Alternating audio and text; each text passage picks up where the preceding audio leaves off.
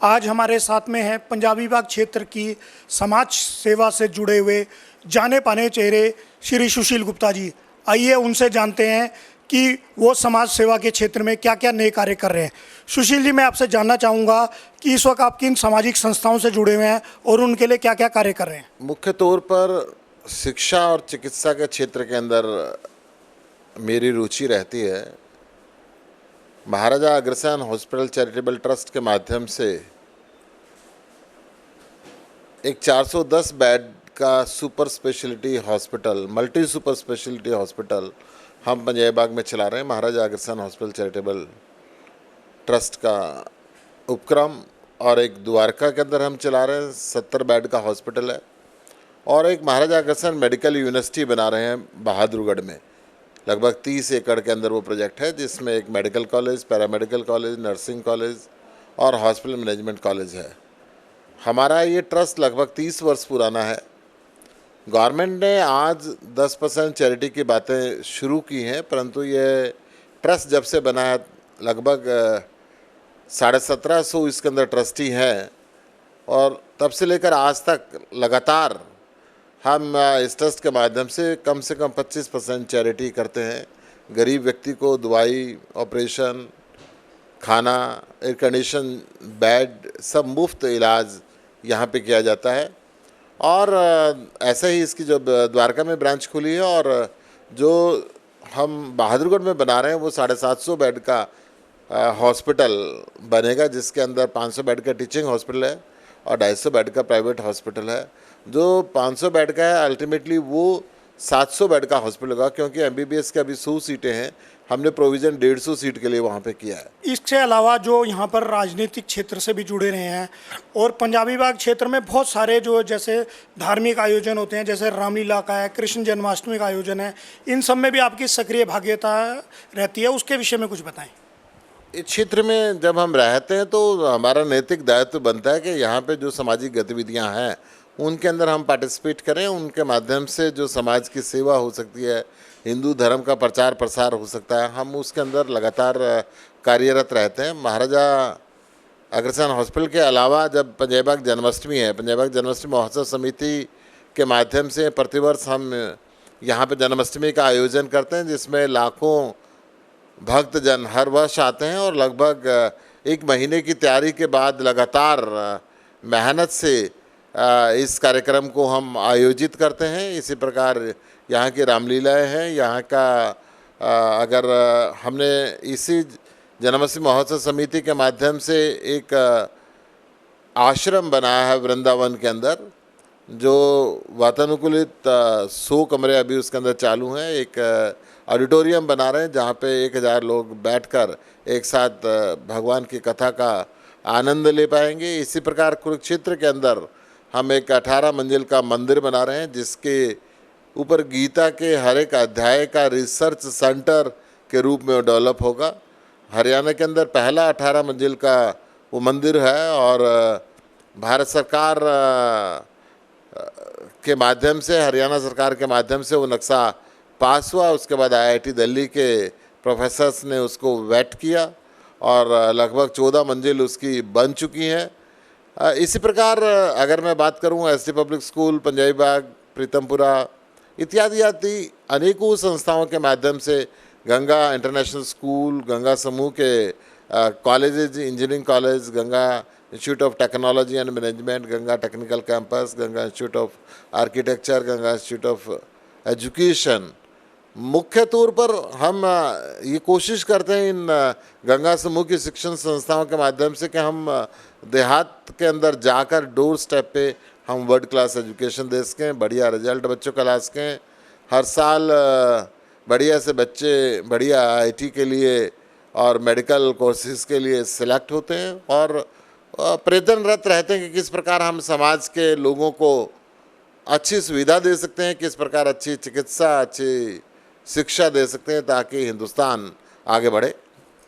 Sir, ये जो आपने गंगा इंटरनेशनल का नाम लिया, जो आपकी प्रमुख संस्था है, मैं देखता हूँ कि ग्रामीण क्षेत्र के बच्चों को खेलों में योगदान देने के लिए भी गंगा इंटरनेशनल के जो बच्चे हैं नेशनल लेवल के, स्टेट लेवल के कंपटीशन में बहुत अच्छा रिस्पांस देते हैं। जैसे पिछले दिनों हॉकी का एक टूर्नामेंट मैंने देखा था, शिवाई स्टेडियम में हुआ, उसमें भी जो बड़े स्तर तक जो टीम पहुँची वो गंगा इंटरनेशनल की थी। आप इसके लिए बच्चों को खेलों के लिए क्या विशेष करते हैं? देखिए, हमारे यहाँ अंतर्राष्ट्रीय साइजेस के और अंतर्राष्ट्रीय स्तर के ग्राउंड्स हम मुहैया कराते हैं, बच्चों को फ्री ट्रेनिंग देते हैं। इंडियन हॉकी टीम में हमारे स्टूडेंट हैं, इंडियन क्रिकेट टीम के अंदर हमारे स्टूडेंट्स हैं। ऐसे हम जिस भी खेल की बात करें, राष्ट्रीय और अंतर्राष्ट्रीय स्तर तक हमारे बच्चे गए हुए हैं। इसी प्रकार हम एजुकेशन की बात करते हैं तो इंडियन सिविल सर्विसेज के अंदर, इंडियन पुलिस सर्विसेज के अंदर इत्यादि इत्यादि जो इम्पोर्टेंट सर्विसेज हैं उनके अंदर हमारे बच्चे आज कार्यरत हैं और बहुत अच्छे तरीके से देश की सेवा कर रहे हैं। देखिए, शहरों के अंदर स्कूल बहुत हैं और जो ग्रामीण स्तर के अंदर बच्चा है उसको बढ़िया फैसिलिटी नहीं मिल पाती। अगर उसको शहर में आना पड़ता है तो उसको 50 किलोमीटर प्रतिदिन एक तरफ आना, फिर 50 किलोमीटर वापस जाना, ये बहुत मुश्किल सा काम होता है। हमारी जो सोसाइटी है उसने तय किया कि हम जितने भी स्कूल खोलेंगे देहात के अंदर खोलेंगे ताकि उन बच्चों को गांव से ज़्यादा दूर ना आना पड़े और शहर के बच्चे वहाँ जाके पढ़ें ताकि उनको भी पोल्यूशन मुक्त ग्रीन इन्वायरमेंट मिल सके, उनकी फिजिकल फिटनेस बढ़िया हो सके। आज जो शहर के अंदर स्कूल है, डीडीए 2 एकड़ सीनियर सेकेंडरी स्कूल के लिए देती है। इसके अंदर ना हॉकी का ग्राउंड बन सकता है साइज का, ना फुटबॉल का बन सकता है, ना क्रिकेट का बन सकता है, कोई ग्राउंड नहीं बन सकता। ग्रामीण क्षेत्र के अंदर जब हम स्कूल खोलते हैं तो उसके अंदर थोड़ी सी बड़ी ज़मीन लेने का प्रयास करते हैं ताकि बच्चों को सभी प्रकार के खेल की सुविधा वहाँ पे मिल सके, उनके बढ़िया ग्राउंड्स वहाँ पर हो सके और शहर के बच्चे भी उनके साथ जाएं, पढ़े, वहाँ पे उनको उन्मुक्त खुला वातावरण मिले और देश की सेवा करें। सर, आप वैश्विक कम्युनिटी से भी जुड़े हुए हैं, उनकी भी कई संस्थाओं से जुड़े हुए हैं, उसके विषय में थोड़ा सा बताएं और साथ में जो गरीबों और बेसहारा के लिए जो आप कार्य कर रहे हैं उसके विषय में भी बताएं। अखिल भारतीय अग्रवाल संगठन का राष्ट्रीय अध्यक्ष होने के नाते हमने जो ये संस्था है उसमें 100 रुपये की मेंबरशिप रखी हुई है। हिंदुस्तान के अंदर मैं समझता हूँ कि लगभग 4 करोड़ अग्रवाल परिवार हैं और 4 करोड़ लोगों के जो संस्था का प्रतिनिधित्व हम करते हैं। आज की तारीख में लगभग 1 लाख सदस्य हमारे हैं। हिंदुस्तान के हर प्रांत के अंदर हमारी अपनी शाखाएं हैं और उसके माध्यम से हमारे समाज के लोग किस प्रकार तरक्की कर सकते हैं, किस प्रकार रोजगार युक्त हो सकते हैं, किस प्रकार उनके बच्चों को नौकरी मिल सकती है, किस प्रकार बच्चों के विवाह के संबंध ठीक हो सकते हैं, इन सब बातों पे हम चर्चा करते हैं और उनको क्रियान्वित करते हैं। उन बच्चों के एजुकेशन का कहीं ना कहीं दिमाग के अंदर बात रखते हैं ताकि उनकी जो यथासंभव सहायता उसके वो सहायता देते हैं। और ये भी सोचते हैं कि क्योंकि हर जाति और धर्म के लोग समूह के अंदर रहते हैं, जनरली हम जिस भी गांव की बात करेंगे तो अगर ब्राह्मणों का गांव है, जाटों का गांव है या किसी बिरादरी का गांव है तो उसके अधिक घर उस गांव के अंदर मिलते हैं, परंतु हमारा जो अग्रवाल समाज के लोग हैं उसका 1 या 2 परिवार भी गांव के साथ साथ रहता है। और कई बार ऐसा होता है कि संख्या के बल पर उसको दबाने की कोशिश की जाती है। तो अखिल भारतीय अग्रवाल संगठन ये इस बात का दिमाग में रखता है कि क्योंकि गांव के अंदर हम कम संख्या के अंदर भी रहते हैं और वहाँ की अर्थव्यवस्था को ठीक करने के लिए प्रयत्नरत रहते हैं, तो उनकी आवाज़ को ज़्यादा ना दबाया जा सके, उनको ज़्यादा ना दबाया जा सके, अखिल भारतीय अग्रवाल संगठन इस बात का पूरा प्रयत्न करता है।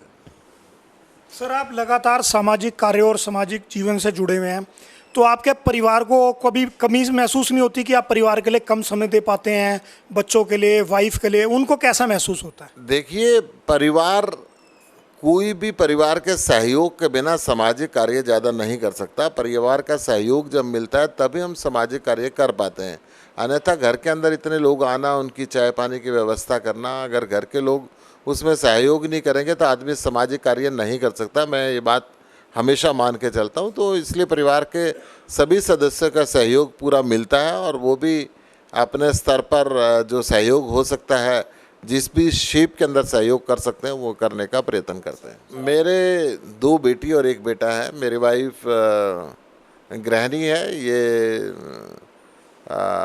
मेरा और मेरे सभी बच्चों का और इस घर का बहुत अच्छी तरीके से देखभाल करती है। बेटी दोनों मैरिड है। बड़ी बेटी ने IIT दिल्ली से अपना पोस्ट ग्रेजुएशन किया, छोटी वाली बेटी ने ऑस्ट्रेलिया से किया पोस्ट ग्रेजुएशन। दिल्ली यूनिवर्सिटी ने से तीनों बच्चों ने मेरे ग्रेजुएशन किया।